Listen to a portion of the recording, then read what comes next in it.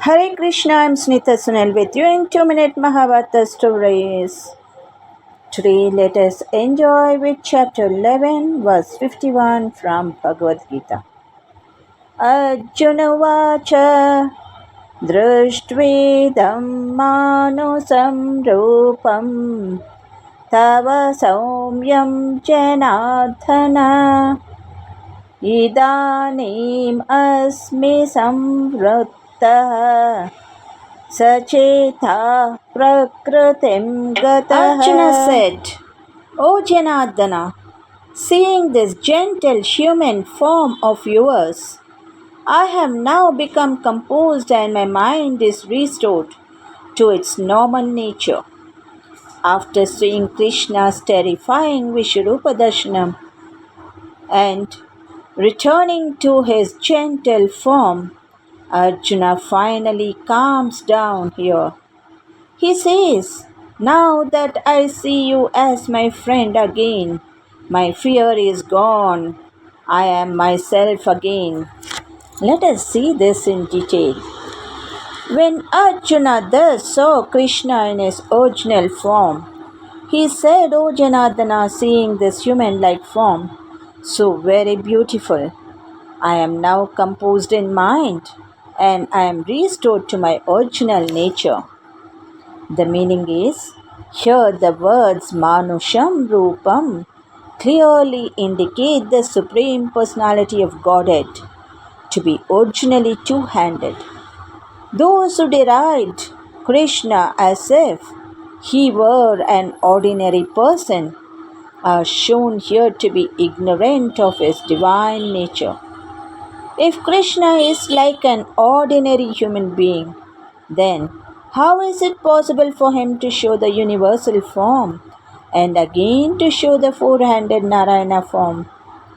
So it is very clearly stated in Bhagavad Gita that one who thinks that Krishna is an ordinary person and who misguides the reader by claiming that it is the impersonal Brahman within Krishna speaking is doing the greatest injustice. Krishna has actually shown his universal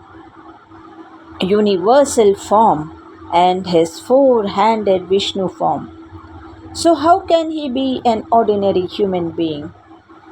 A pure devotee is not confused by misguiding commentaries on Bhagavad Gita because he knows what is what. The original verses of Bhagavad Gita are as clear as the sun. They do not require lamplight from foolish commentators. Thank you. Let us continue about this tomorrow. Good day to all of you. ಹರೇ ಶ್ರೀಕೃಷ್ಣ. ಶ್ರೀಮದ್ ಭಗವದ್ಗೀತೆ ಅಧ್ಯಾಯ 11 ಶ್ಲೋಕ 51. ಅರ್ಜುನ ಉವಾಚ ದೃಷ್ಟ್ವೇದಂ ಮಾನುಷಂ ರೂಪಂ ತವ ಸೌಮ್ಯಂ ಜನಾರ್ದನ ಇದಾನೀಮಸ್ಮಿ ಸಂವೃತ್ತ ಸಚೇತಾ ಪ್ರಕೃತಿಂ ಗತಃ. ಈ ಶ್ಲೋಕದ ಭಾವಾರ್ಥ: ಜನಾರ್ದನನೇ, ನಿನ್ನೆ ಅತ್ಯಂತ ಶಾಂತವೂ ಸೌಮ್ಯವೂ ಆದ ಮನುಷ್ಯ ರೂಪವನ್ನು ನೋಡಿ ನಾನೀಗ ಹರ್ಷಿತನಾದೆ. ಈಗ ನಾನು ನನ್ನ ಇಂದಿನ ಸ್ವಭಾವಕ್ಕೆ ಮರಳಿ ಬಂದಿರುವೆ. ಭಗವನ್, ಈಗ ನೀನು ನಿನ್ನ ಚತುರ್ಭುಜ ರೂಪವನ್ನು ತೋರಿಸು. ಯೋಗೇಶ್ವರನು ತೋರಿಸಿದನು ಸಹ. ಆದರೆ ಅರ್ಜುನನು ನೋಡಿದಾಗ ಅದರಿಂದ ಅವನು ಪಡೆದುದೇನು? ಮಾನುಷಂ ರೂಪಂ, ಮನುಷ್ಯ ರೂಪವನ್ನು ನೋಡಿದನು. ಪ್ರಸ್ತುತ ಪ್ರಾಪ್ತಿಯ ನಂತರವೇ ಮಹಾಪುರುಷನು ಚತುರ್ಭುಜನೂ ಅನಂತಭುಜನೂ ಎನಿಸಿಕೊಳ್ಳುವನು.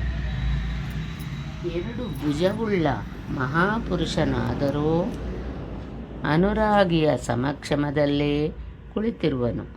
ಆದರೆ ಬೇರೆಡೆ ಯಾರಾದರೂ ಸ್ಮರಿಸಿದರೆ ಆಗ ಅದೇ ಮಹಾಪುರುಷನು ಆ ಸ್ಮರಿಸುವವನ ದೆಸೆಯಿಂದ ಜಾಗೃತನಾಗಿ ಆತನಿಗೂ ದಾರಿ ತೋರುವನು. ಭುಜವು ಕಾರ್ಯಕ್ಕೆ ಪ್ರತೀಕ. ಆತನು ಒಳಗೂ ಕೆಲಸ ಮಾಡುವನು, ಹೊರಗೂ ಮಾಡುವನು. ಇದೇ ಚತುರ್ಭುಜ ಸ್ವರೂಪ. ಆತನ ಹಸ್ತಗಳಲ್ಲಿ ಶಂಖ, ಚಕ್ರ, ಗದಾ, ಪದ್ಮಗಳು ಕ್ರಮವಾಗಿ ವಾಸ್ತವಿಕ ಲಕ್ಷ್ಯ ಘೋಷಣೆ, ಸಾಧನ ಚಕ್ರದ ಪ್ರವರ್ತನೆ, ಇಂದ್ರಿಯಗಳ ನಿಗ್ರಹ ಹಾಗೂ ನಿರ್ಮಲವಾದ ನಿರ್ಲೇಪವಾದ ಕಾರ್ಯ ಸಾಮರ್ಥ್ಯದ ಪ್ರತೀಕ ಮಾತ್ರ. ಈ ಕಾರಣದಿಂದಲೇ ಅರ್ಜುನನು ಚತುರ್ಭುಜ ರೂಪದಲ್ಲಿ ಆತನನ್ನು ನೋಡಿದರೂ ಪಡೆದುದು ಮನುಷ್ಯ ರೂಪವನ್ನೇ.